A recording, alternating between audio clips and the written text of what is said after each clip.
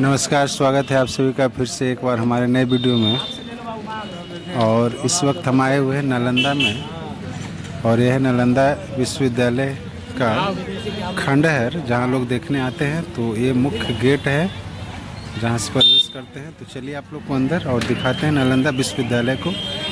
तो ये सामने में देखिए टिकट काउंटर है, और यहाँ पे अच्छी खासी भीड़ लगी हुई है नालंदा के खंडहर को देखने वालों का। और ये सभी देख सकते हैं विदेशी दर्शक, विदेशी टूरिस्ट आए हुए नालंदा विश्वविद्यालय, जो प्राचीन विश्वविद्यालय का अवशेष अब यहाँ पे रह गया है। तो सामने में आप देख सकते हैं टिकट काउंटर है। तो मैंने अपना ये टिकट ले लिया है। तो ये देखिए 40 रुपये का टिकट है। तो विश्व प्रसिद्ध नालंदा के खंडहर में आपका स्वागत है। और चलिए बने रहिए वीडियो में और आपको दिखलाते हैं इस विश्व प्रसिद्ध नालंदा के खंडहर को। और यह है नया भारत। यहाँ पे देखिए मोदी जी का लगा हुआ है सारा कुछ।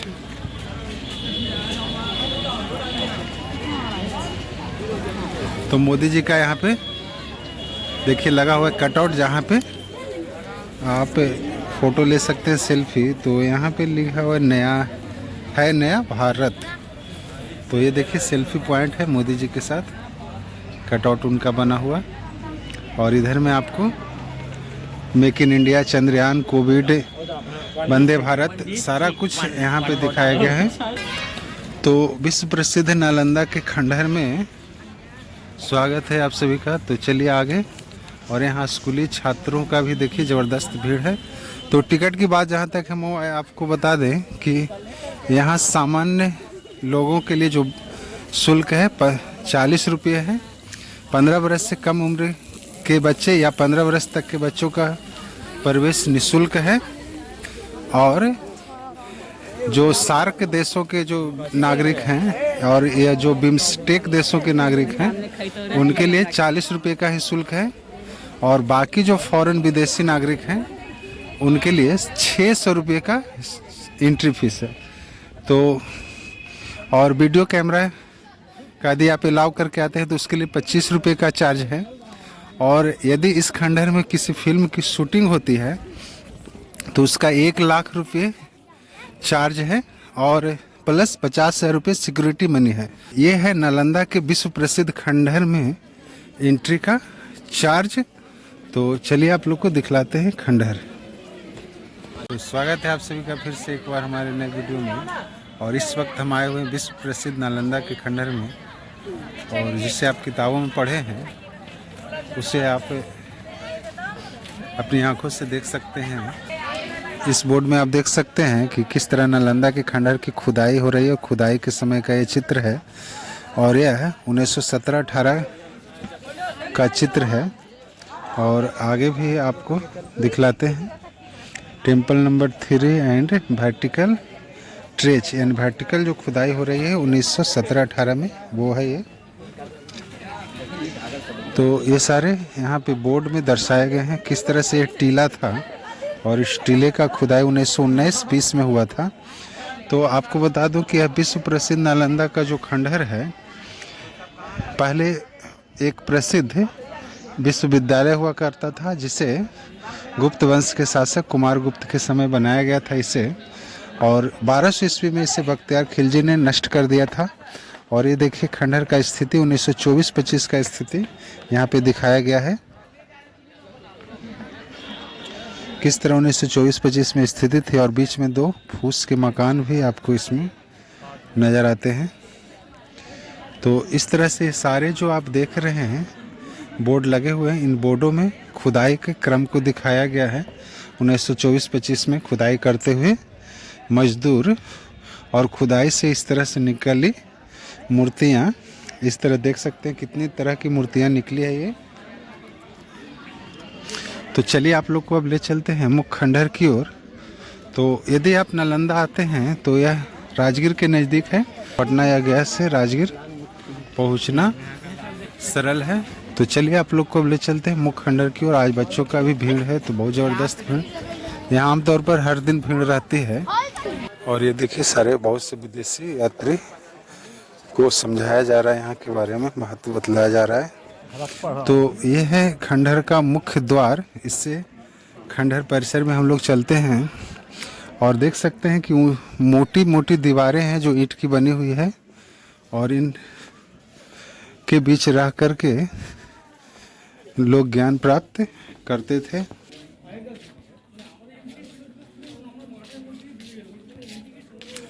और ये देखिए इस तरह से ये छोटे छोटे कमरे जैसे बने हुए हैं और ये सीढ़ियाँ ऊपर जाने का। और ये मुख्य प्रांगण विश्वविद्यालय में दूर दूर से स्टूडेंट शिक्षा ग्रहण करने आते थे और कहा जाता था कि यहाँ 10,000 से अधिक स्टूडेंट शिक्षा ग्रहण करते थे, जिसे 1200 ईस्वी में बख्तियार खिलजी ने इस विश्वविद्यालय को आग लगाकर जला दिया। और ये देखिए इसी यूनिवर्सिटी का ये सारा अवशेष है और इस तरह से सारा अवशेष है। तो आप अभी देख रहे हैं विश्व प्रसिद्ध नालंदा खंडहर को।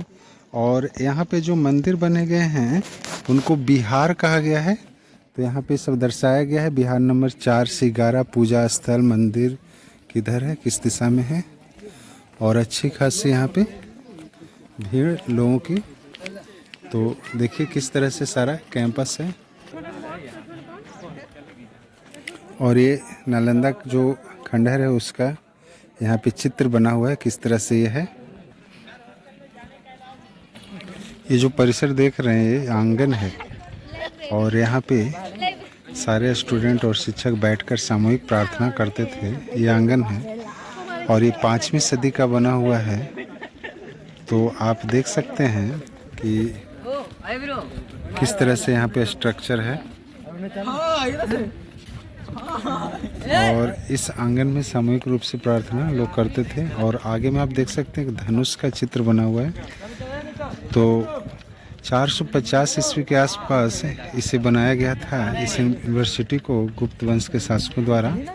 और यहाँ पे हॉस्टल भी था स्टूडेंट्स को रहने के लिए। तो चलिए आप लोग को हॉस्टल को दिखाते हैं। तो यह है बिहार संख्या 1 जिसके बारे में यहाँ बताया हुआ है। तो आप इसे पढ़ सकते हैं। और अब चलिए हॉस्टल को चलते हैं जहाँ स्टूडेंट्स रहा करते थे।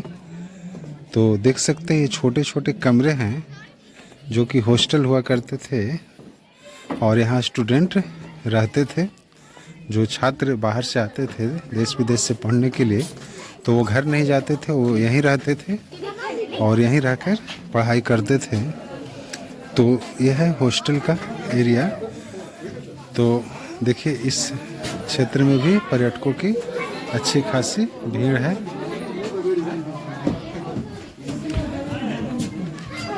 तो देख सकते हैं ये छोटे छोटे कमरे जिसमें स्टूडेंट रहा करते थे। और चलिए आप लोग को हॉस्टल दिखाते हैं। यह है हॉस्टल और नीचे में जल निकासी की व्यवस्था है। देखिए कितना छोटा दरवाज़ा एक है हॉस्टल के अंदर और ऊपर का व्यू दिखलाते हैं, खुला आसमान। तो विश्व प्रसिद्ध इतिहास में यह रहा है जगह। और ये एक और हॉस्टल यहाँ पे।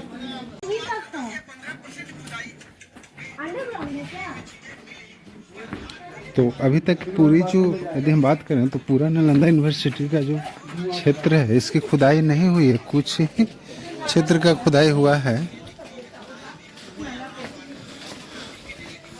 और इस क्षेत्र के आसपास देखिए ये कमरे और उसके बाद ये कमरे। तो ये सारे हॉस्टल से कमरे बने हुए, छोटे छोटे कमरे सारे क्रम से बने हुए हैं। तो अभी पूरा जो नालंदा क्षेत्र है उसकी खुदाई होना बाकी है। तो इसको अगल बगल जो गांव हैं वहाँ पे खुदाई पे अभी सरकार ने रोक लगाया हुआ है। निर्माण कार्य करते समय भी बहुत सारी मूर्तियाँ यहाँ पे निकलती है। और आपको बतला दूं कि नालंदा जो विश्व प्रसिद्ध खंडहर है उसके पास 2 विश्वविद्यालय सरकार ने बनवाए हैं कुछ वर्षों में। एक नव नालंदा महाविहार विश्वविद्यालय और दूसरा नालंदा खुला विश्वविद्यालय। तो ये देखिए इस तरह से ये पूरा हॉस्टल का एरिया है। जहाँ पे स्टूडेंट रहा करते थे। और इधर से आप लोग देखिए ये आंगन, ये प्रांगण है सारे। और ये जो आप पत्थर के छोटे छोटे जो मूर्तियाँ देख रहे हैं, ये दरअसल जो यहाँ शिक्षक या छात्र जिनकी मृत्यु हो जाती थी वो उनको वहीं पे स्मारक बना दिया जाता था। ये सारे जो पत्थर के बने हुए हैं ये सारे स्मारक हैं। और ये आगे में देखिए कितना बड़ा ये प्रांगण है, आंगन परिसर है ये। और यहाँ पे पानी के लिए व्यवस्था थी। तो देखिए सामने में कुआं है, जहाँ पे आपको दिखलाते हूँ कुआं। ये देखिए कुआं यहाँ पे, उस पर ढक दिया गया है सुरक्षा के दृष्टिकोण से इसको।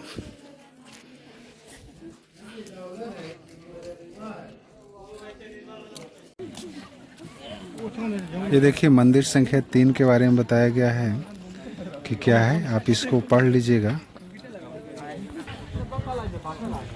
तो ये देखिए विदेशी लोगों का ये ग्रुप फोटो हो रहा है, बेल्ला इंटीरियर्स को लिमिटेड।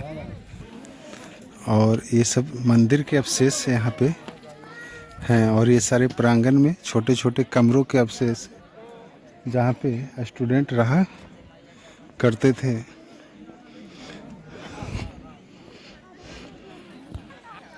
तो ये है पीछे का एरिया। तो यहाँ से आप देख सकते हैं कि ये पीछे का एरिया क्या है। और यहाँ से आगे का पूरा फ्रंट व्यू आप लोग को नज़र आ रहा होगा नालंदा विश्वविद्यालय का। तो प्राचीन नालंदा विश्वविद्यालय के खंडहर में अभी हम उपस्थित हैं। और यह विश्वविद्यालय किसी परिचय की मोहताज नहीं है। विश्व प्रसिद्ध ज्ञान स्थली रही है ये, जिसने प्राचीन काल में 5वीं सदी में दुनिया में ज्ञान का प्रकाश फैलाया, जिसे 1200 ईस्वी में नष्ट कर दिया गया। बख्तियार खिलजी द्वारा इसमें आग लगा दिया गया। और कहा जाता है कि यहाँ इतनी पुस्तकें थी कि आग लगाने के बाद महीनों तक यहाँ से धुआं उठता रहा था। यहाँ पे एक छोटा मंदिर जैसा बना हुआ है, प्राचीन अवशेष है यहाँ पे। तो आप देख सकते हैं पूरा दूर दूर तक इस खंडहर के अवशेष हैं। और इस एरिया में चारों तरफ जो है कई किलोमीटर के दायरे में खंडहर के अवशेष मिलते हैं, जहाँ पे गृह निर्माण कार्य भी यदि कोई ग्रामीण करते हैं तो उसके अवशेष मूर्तियाँ निकलने की संभावना रहती है। तो पूरे जो नालंदा यूनिवर्सिटी का जो क्षेत्र था उसका कुछ ही भाग का खुदाई हुआ है, पूरा क्षेत्र का खुदाई नहीं हुआ है। और ये बिहार संख्या 5 के बारे में बताया गया है। और यहाँ G20 का ये सारा लगा हुआ है, जो G20 भारत में आयोजित किया गया था। देख सकते हैं हमारे पीछे सेल्फी पॉइंट है, जहाँ पे भारत का नक्शा मोदी जी का फोटो लगा हुआ है। और एक बात और आपको बतला दूं कि इस खंडहर की खुदाई के दौरान जो मूर्तियाँ मिली थी उसे एक संग्रहालय में रखा गया है। तो इस खंडहर के ठीक सामने संग्रहालय है। तो वहाँ आप इस खुदाई से निकली मूर्तियों को देख सकते हैं। चूँकि खंडहर की खुदाई 1916 से 24-25 तक चलती रही है, तो अलग अलग समय में यहाँ पे अलग अलग मूर्तियाँ निकली है। तो उन मूर्तियों को संग्रहालय में रखा गया है। तो चूँकि संग्रहालय में कैमरा अलाउ नहीं है तो उसको दिखाना संभव नहीं है। तो ये सेल्फी पॉइंट जहाँ लोग सेल्फी ले रहे हैं, तो चलिए आपको दिखाते हैं बच्चों का सेल्फी।